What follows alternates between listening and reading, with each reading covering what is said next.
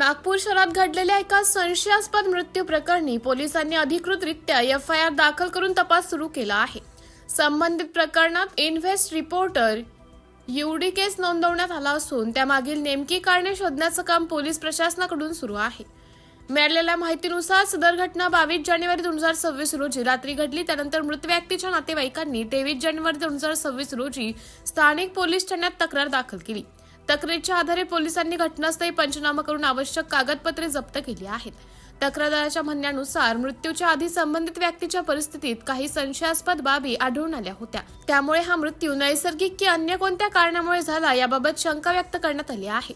याच अनुषंगाने पोलिसांनी प्राथमिक नोंद घेत तपास सुरू केला आहे। पोलीस प्रशासनाने या प्रकरणात वैद्यकीय अहवाल, साक्षीदारांचे जबाब तसेच इतर तांत्रिक पुराव्यांच्या आधारे तपास प्रक्रिया सुरू केली आहे। तपास अधिकारी नेमण्यात आला असून कायदेशीर प्रक्रियेनुसार पुढील कारवाई करण्यात येत असल्याचं पोलिसांनी सांगितलं। दरम्यान तपास पूर्ण झाल्यानंतरच मृत्यूचे नेमके कारण स्पष्ट होणार आहे।